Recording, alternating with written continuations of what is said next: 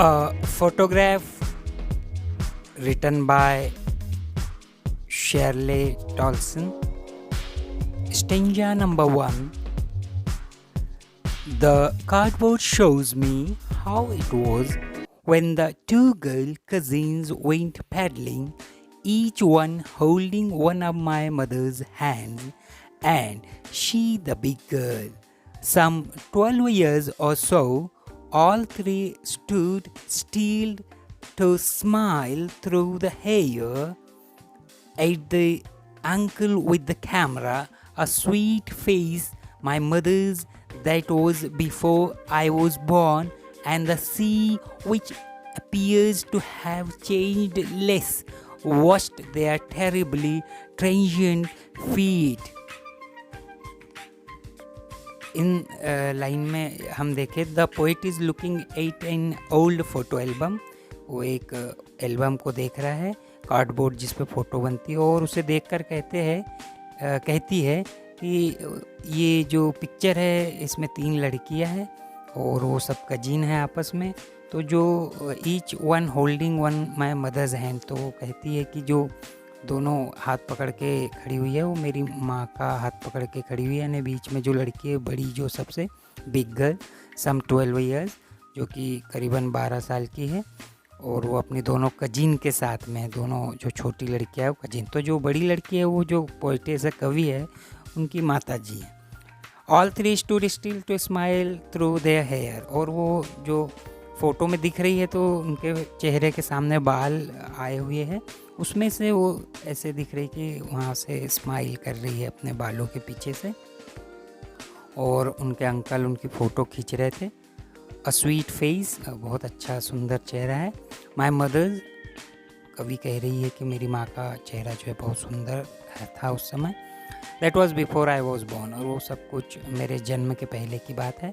And the sea which appears to have changed less, और समुद्र जो कि कम बदला है, यानी नहीं के बराबर है, जबकि जो वो खड़े हुए हैं ट्रांजिएंट फीट टेरिबली, यानी बहुत ही पूरी तरह से वो बदल चुके हैं. कहने का मतलब यहाँ ये कि नेचर नहीं बदलता है, बल्कि इंसान जो होते हैं वो बदल जाते हैं समय के साथ में. प्रकृति में कोई बदलाव नहीं आता है, समुद्र जैसे का वैसे है, लेकिन मानव जाति जो है वो बदल जाती है. So in the above lines, the poet describes how the photograph was taken. Her mother's uncle took the photograph and told them to stop the pose, and all three of them left their wet hair open and smiled at the camera. The poet's attention is drawn towards his mother's face, which is described as a sweet face, and the photograph was taken long before the poet was born.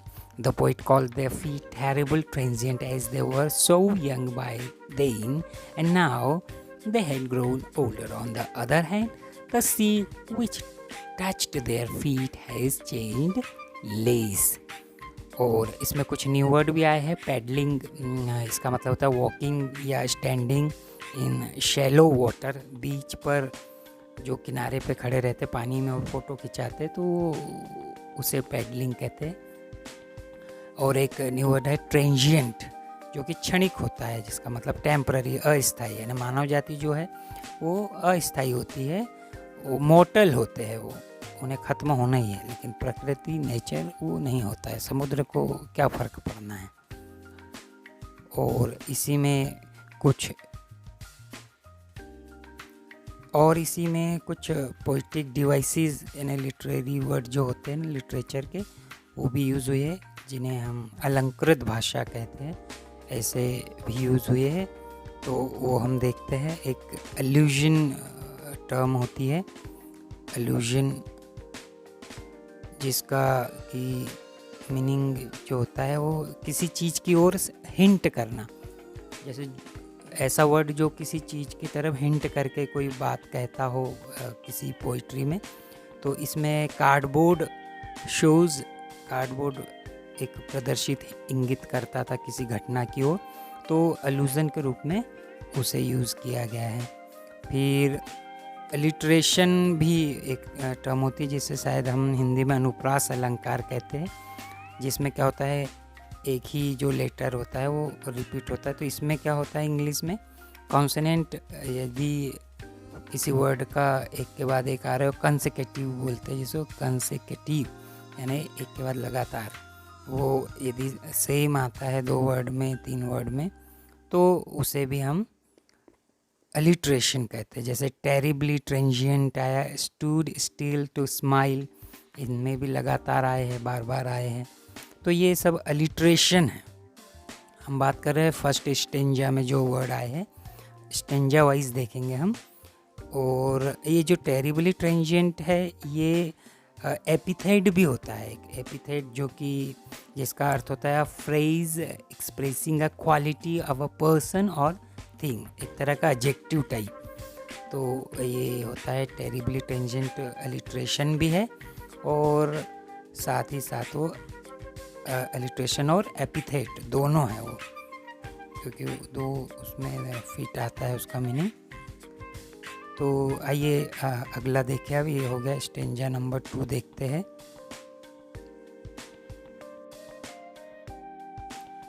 Stanza 2 देखते हैं अब।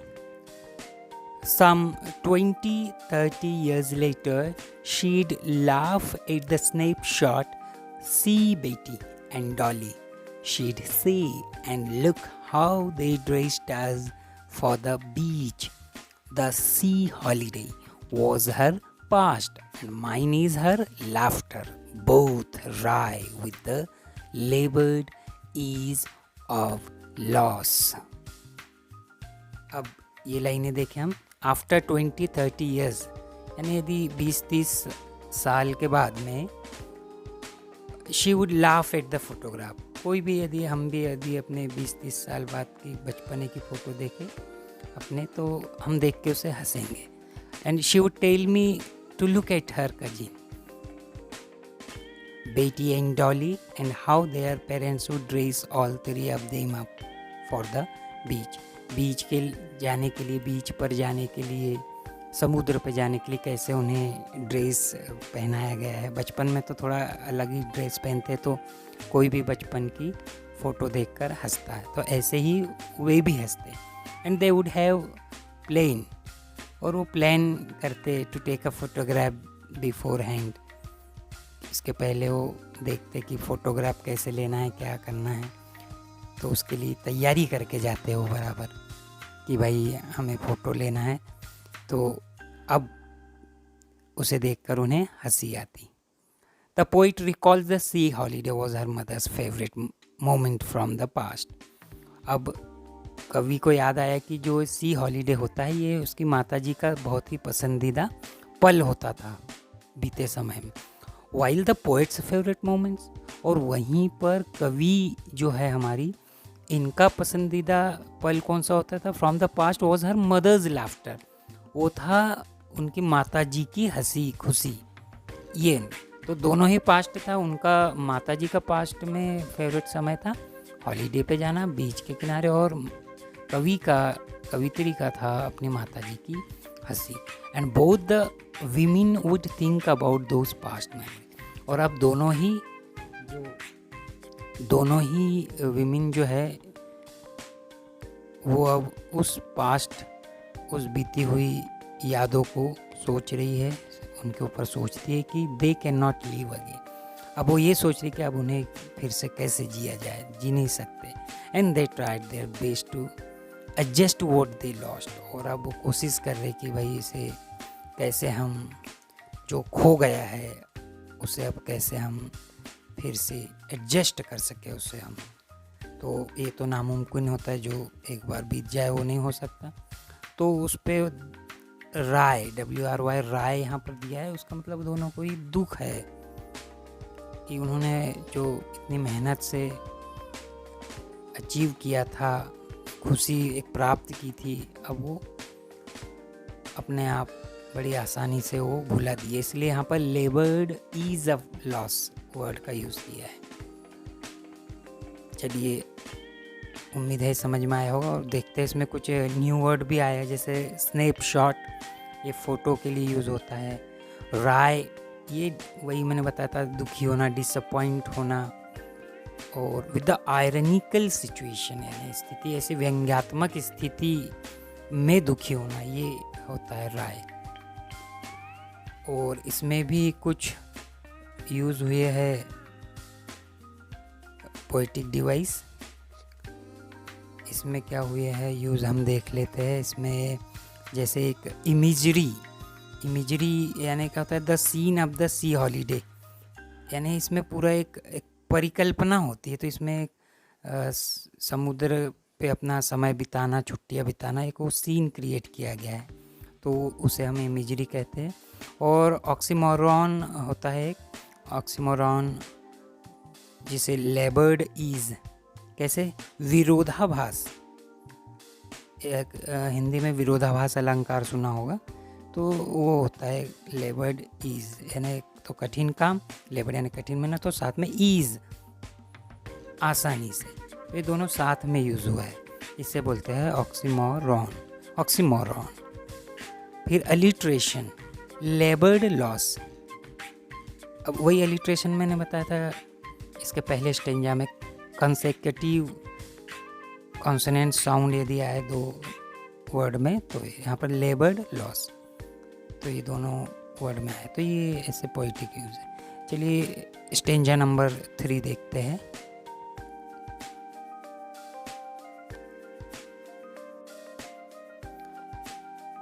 Stanza 3 देख लेते हैं अब। Now she's been dead nearly as many years as that girl lived, and of this circumstance there is nothing to say at all. It's silences. अब देखिए यहाँ पर क्या कहते हैं कि अब she is been dead, यानी इसका कहना मतलब अब वो मर चुकी है, nearly as many years as that girl lived, उतने ही साल हो चुके हैं उसको जितने की फ़ोटो में वो दिखाई पड़ रही थी, यानी फ़ोटो में 12 साल का बताया गया था फर्स्ट स्टेंजा में, तो उतने ही वर्ष उसे मरने के लिए हो चुके हैं। एंड ऑफ दिस सर्कमस्टेंस, और इस परिस्थिति में, सर्कमस्टेंस मतलब इस परिस्थिति में, देयर इज नथिंग टू से इट ऑल। अब कवित्री जो है वो कुछ नहीं कह पा रही है क्योंकि स्थिति बड़ी दुखद हो गई है।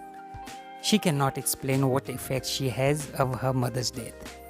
अब वो उसकी माता जी की डेथ की वजह से क्या प्रभाव पड़ा है वो अब एक्सप्लेन नहीं कर पा रही है। And death has silenced her mother, death ने जैसे उनकी माता जी को साइलेंस कर दिया हमेशा के लिए, वैसे ही उस घटना ने कवित्री को साइलेंस कर दिया, स्पीचलेस बना दिया है। दैट्स वाई यहाँ पर साइलेंसेस, इट्स साइलेंस, यानी माता जी का साइलेंस, यानी मौत ने जो उन्हें साइलेंस कर दिया हमेशा के लिए, वैसे ही उस घटना ने कवित्री को साइलेंस कर दिया है। साइलेंस यानी यहाँ पर एक कंप्लीट एब्सेंस ऑफ साउंड, कोई आवाज़ नहीं, सन्नाटा। तो इसमें भी एक वर्ड न्यू में सर्कमस्टेंस आया है, परिस्थिति यानी उस स्थिति में, और इसमें भी कुछ पोएटिक डिवाइस यूज़ हुए हैं। तो पोएटिक डिवाइस अलिट्रेशन यूज़ हुआ है इस स्टेंजा में, साइलेंसेस, यहाँ पर फिर देखिए साइलेंस का एस और साइलेंसेस में कंसेक्यूटिव यूज़ हुआ है, यहाँ पर एस का कॉन्सोनेंट एस, तो ये अलिट्रेशन है। अब इसके बाद हम थोड़ा सा समरी देख लेते हैं फटाफट, जो हमने तीनों स्टेंजा का डिस्क्रिप्शन एक्सप्लेनेशन देखा है। The photograph pasted on the cardboard shows two girl cousins, Betty and Dolly, who went paddling in the sea with the poet's mother. Each of them was holding one of the hands of the poet's mother, who was a big girl of some 12 years or so at that time. Her uncle had a camera. All three stood still facing the camera.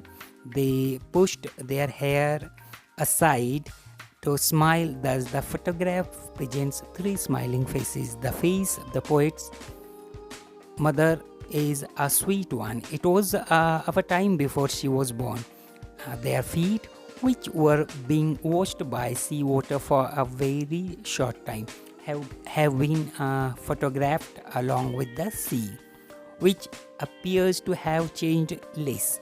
The poet thus indirectly hints that her mother's face has changed over the years. After a lapse of time, say 20 or 30 years later, the poet's mother would laugh at the snapshot. She would refer to the photograph and recollect how her cousins Betty and Dolly had dressed themselves for the beach when they went on a sea holiday. She laughs as she sees the scanty dress. The sea holiday was an event of her past. Her laughter is real and pleasant for the poet. It is a precious memory for her. Both her holiday and her laughter are amusing in an ironic way, as they are linked with her loss, which requires a forced state of freedom from pain. Now, the poet's mother is dead for nearly as many years as that girl in the picture lived. The poet feels at a loss of words to comment on this event, her death. It is a solemn moment, and its silence makes her silent. Thus, the poetess pays a tribute to her mother.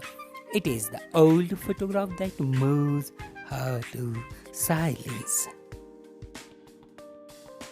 Thanks for watching this video. If you have enjoyed this video, please like, share and subscribe it. And very soon you will get its second part, in which you will get question answers and other description.